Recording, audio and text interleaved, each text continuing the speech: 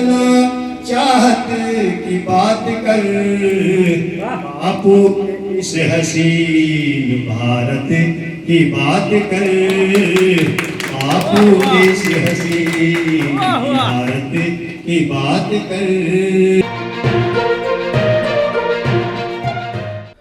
राष्ट्रपिता महात्मा गांधी के जयंती के अवसर पर स्वच्छता ही सेवा अभियान के तहत मधवापुर प्रखंड के उत्तरा महादेव मंदिर स्थित कचरा प्रबंधन सह अपशिष्ट प्रसंस्करण इकाई का उद्घाटन के साथ स्वच्छता पर जन जागरूकता अभियान चलाया गया। उत्तरा पंचायत की मुखिया रीता देवी की अध्यक्षता में आयोजित इस विशेष कार्यक्रम में स्थानीय विधायक सत्तारूढ़ दल के सचेतक सुधांशु शेखर, प्रखंड विकास पदाधिकारी मनोज कुमार मुर्मू एवं स्वच्छता समन्वयक निसार अहमद शामिल हुए, जहां सबसे पहले महात्मा गांधी के तैल चित्र पर पुष्प अर्पित कर उन्हें याद किया गया। इसके बाद अतिथियों द्वारा अपशिष्ट प्रसंस्करण इकाई का फीता काटकर विधिवत उद्घाटन किया गया। उद्घाटन के बाद जन जागरूकता अभियान के तहत आम सभा आयोजित हुई, जिसमें सभी आगत अतिथियों का गमछा और पाग से सम्मान किया गया। सभा के उपरांत विधायक श्री शेखर और बीडीओ के द्वारा हरी झंडी दिखाकर कचरा उठाव के लिए कुल 13 ठेले और एक ई रिक्शा ठेले को विदा किया गया।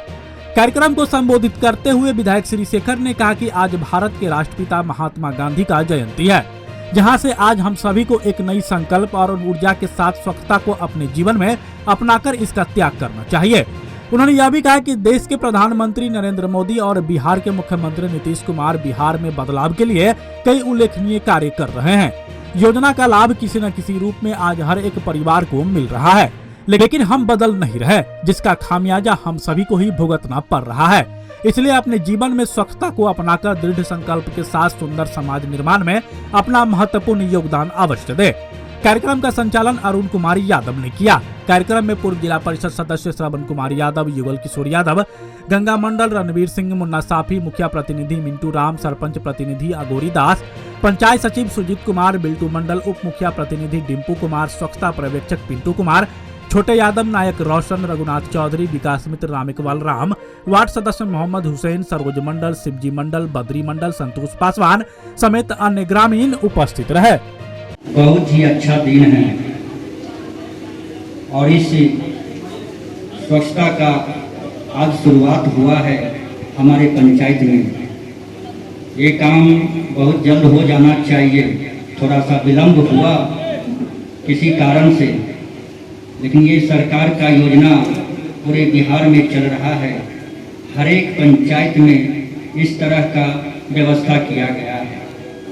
आप लोगों ने पहले शहर में देखा करते होइएगा कि नगर निगम के तहत कचरा वाले आते थे और घर का कचरा उठा के ले जाते थे।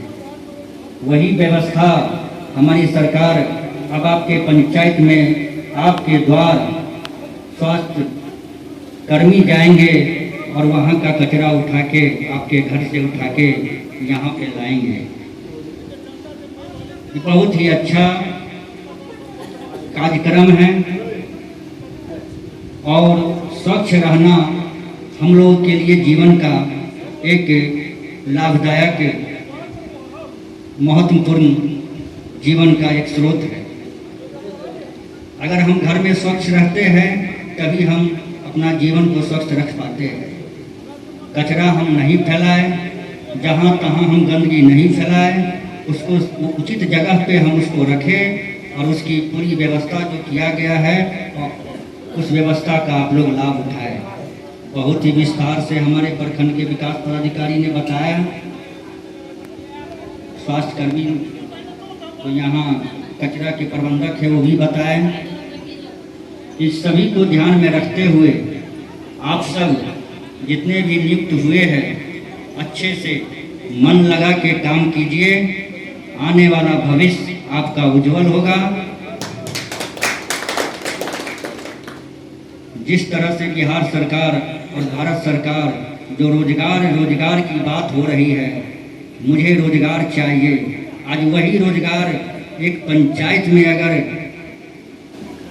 13 पंचायत है और 13 आदमी को रोजगार मिला है, तो रोजगार तो मिला ना आपको, सरकार का कुछ पैसा तो आपके घर में जा रही है ना, तो ये अच्छी बात है।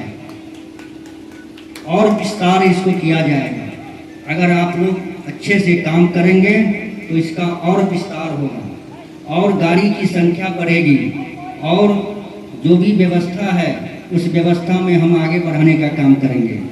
इस सब को देखते हुए आप लोग अच्छे से मन से काम कीजिए। इन्हीं शब्दों के साथ आप लोग यहाँ उपस्थित हुए, आप सभी को बहुत बहुत धन्यवाद एवं स्वागत। एक महत्वाकांक्षी योजना है।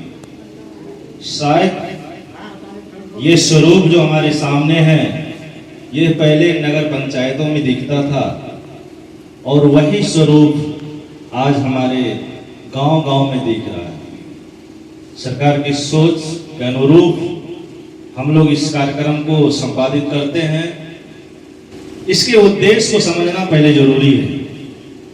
आखिर ये कचरा प्रबंधन इकाई और स्वच्छता से जो नाता है उस उद्देश्य को हम अगर समझ लें तो हमें लगता है कि इस स्वच्छता से हमारा नाता हो जाएगा और हर एक जगह एक स्वच्छता के लिए आम लोगों में ललक होगी और इसके प्रति आकर्षण बढ़ेगा। जैसा कि हमको पता है, स्वच्छता से पता है साफ सफाई का होना। आम जीवन में हम लोग आसपास थोड़ा सा अपने मन में ये रखते हैं कि मैंने बाहर अगर कचरा डाल लिया तो आखिर क्या दिक्कत है। यहीं से दिक्कत शुरू हो जाती है।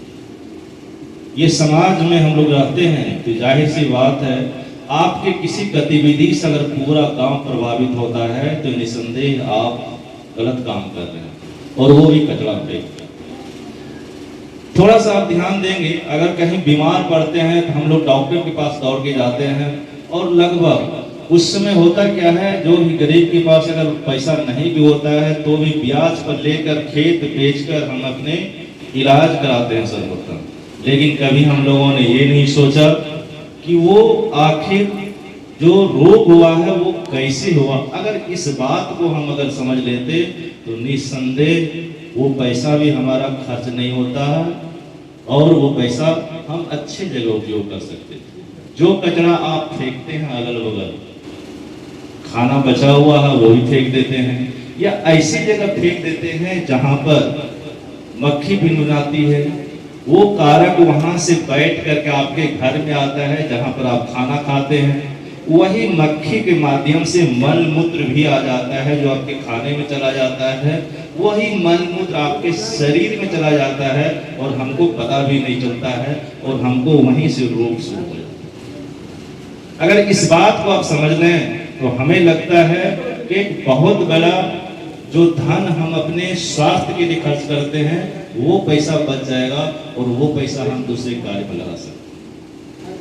अगर ये व्यवस्था होती कि हम इस कचरे को ऐसा जगह रखें जहां पर मक्खी नहीं जाए, इसके लिए आपको डस्टबिन मिला है, उस डस्टबिन का प्रयोग कीजिए, उसमें आप रखिए उस कचरे को। और जो कार्यक्रम की शुरुआत अभी हुई है, जितने भी स्वच्छता कर्मी यहाँ पर हैं, हर एक पंचायत हर एक वार्ड में जाएंगे। वार्ड में जाने के बाद आपके यहाँ घर के आगे जो भी डस्टबिन है उसमें रखा रहेगा, उससे कचरा लेगा। लेने के बाद उस कचरे को यहाँ तक लाया जाएगा। यहाँ तक लाने के बाद उस कचरे को अलग किया जाएगा। कौन सा कचरा ऐसा है जो खाद बनने लायक है, तो निश्चित रूप से अगर उसमें लोहा है तो वो नहीं बनेगा। जो खाना आप लोग यहाँ पर देख रहे हैं, इस खाने में अलग अलग तरह का कचरा रखा जाएगा। अगर प्लास्टिक है तो वो भी नहीं सड़ेगा, अलग खाने में रखा जाएगा। अगर वो लोहा है तो अलग खाने में रखा जाएगा। और जो सड़ने गलने वाला चीज है उसको ये नाड़े बोलते हैं, इसमें रख करके यहाँ से वो खाद बनाया जाएगा। आपको याद होगा कि पुराने जमाने अभी भी होगा, कहीं पर जो जिनके पास गाय बैल होगा वो गोबर को एक जगह रखते हैं सड़ने के लिए। और निश्चित रूप से जो रासायनिक खाद हमारे मार्केट में उपलब्ध है उससे लाख गुना अच्छा वो गोबर वाला खाद है। वही विधि यहाँ पर बनने का। और जो गोबर से जो उपजा हुआ धान है उसकी कीमत दोनों में अंतर है, तो गोबर वाले का भाव ज्यादा है, इसका कम। अब उसी तरह हम लोग लौट रहे हैं, फिर पुराने जमाने की तरह हम लोग लौट रहे हैं।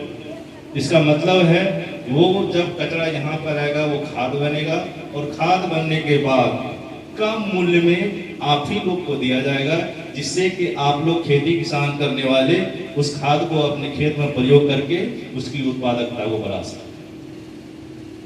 तो ये सरकार की सोच है, लेकिन सरकार के सोच के साथ साथ पूरे ग्रामीण जितने भी हैं सबों को सोच में परिवर्तन निकालने चाहिए। एक सोच से पूरा आपका पंचायत बदल सकता है, एक सोच से पूरा पंचायत आपका साफ हो सकता है, एक सोच से पूरा पंचायत आपका रोग मुक्त हो सकता है।